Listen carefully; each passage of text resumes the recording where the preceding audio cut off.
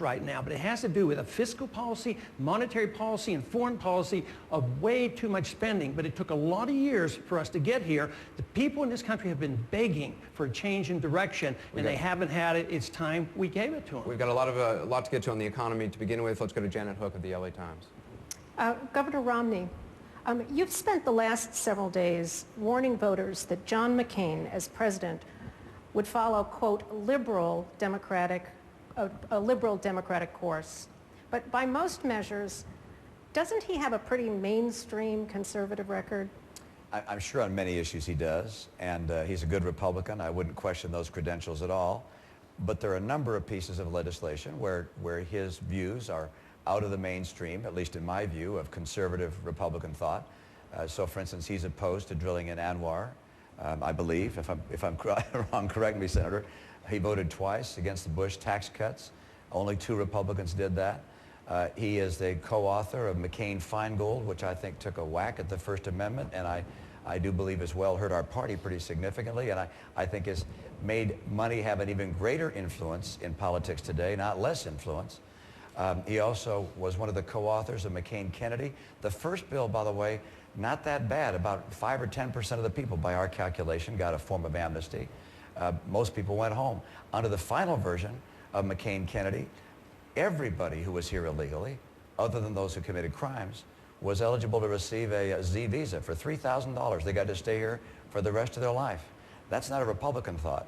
And then now McCain-Lieberman, which is a unilateral, meaning U.S. only imposed cap-and-trade program, which puts a burden as much as 50 cents a gallon on gasoline in this country. It basically says Americans are going to pay for the cost of global warming, not the Chinese and Indians and so forth. So those views are outside the mainstream of Republican conservative thought, and I guess I'd also note that if you get endorsed by the New York Times, you're probably not a conservative. Senator McCain? Let me note that I was endorsed by your 2 hometown newspapers who know you best, including the very conservative Boston Herald, I'd say the same who know thing. you well better than anybody. So I'll guarantee you the Arizona Republic will be endorsing me, my friend. Let me just say I'm proud of my conservative record. It's one of reaching across the aisle to get things done for Americans, obviously, whether it be McCain-Lieberman that established the 9/11 Commission and then the legislation that implemented that, or whether it be working across the aisle in the Armed Services Committee to provide the men and women with what they need to defend this nation. And I'm proud of that record. And I heard Governor Romney describe his record. As I understand it, his record was that he raised taxes by $730 million.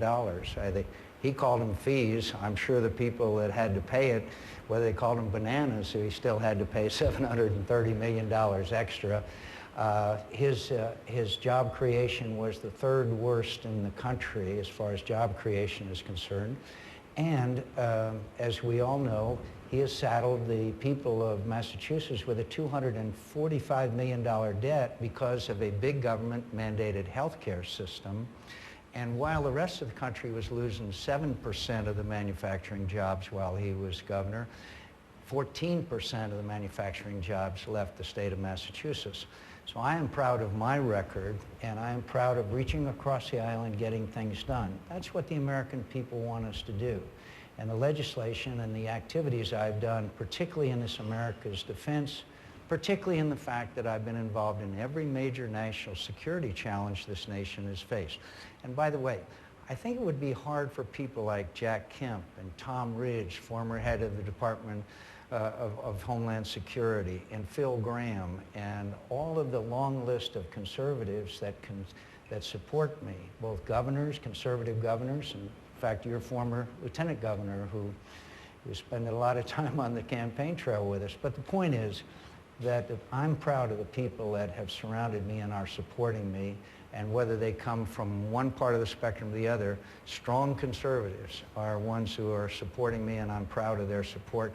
And I'll rely on people to judge me by the company that I keep. Governor Romney?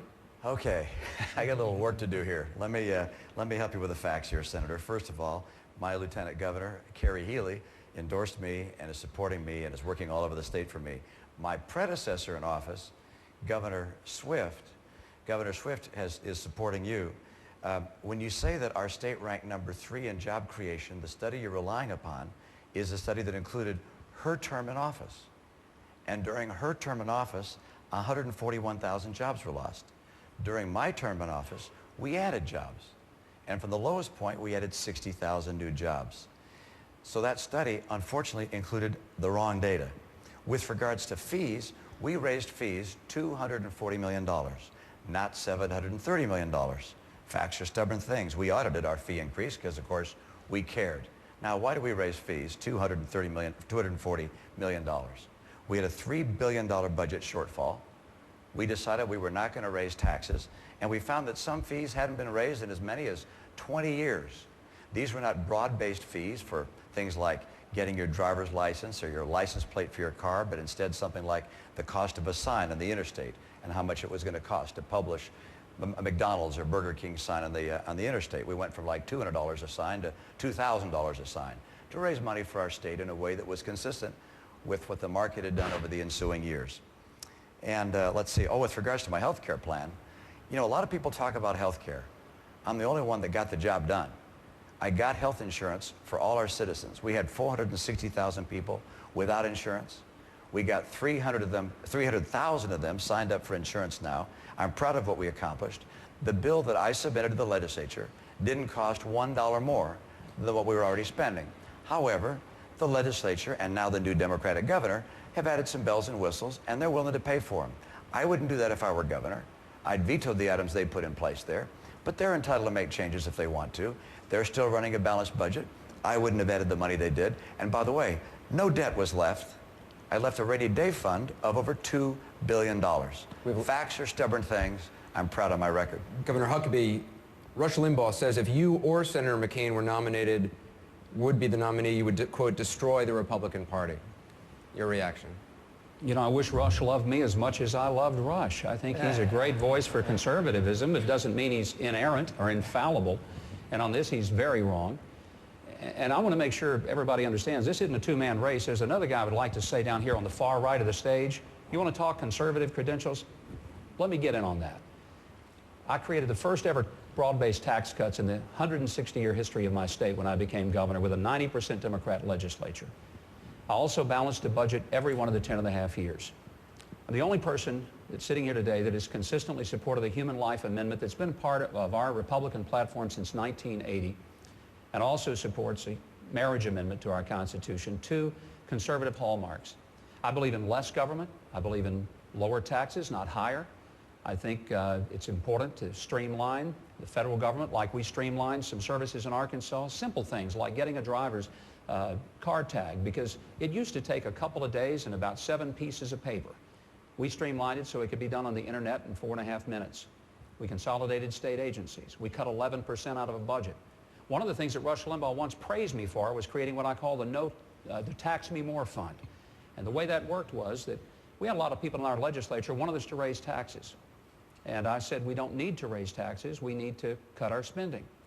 And so I created a fund called the Tax Me More Fund. I said, there's nothing in the law that says that you can't just pay more if you want to. And I had envelopes printed.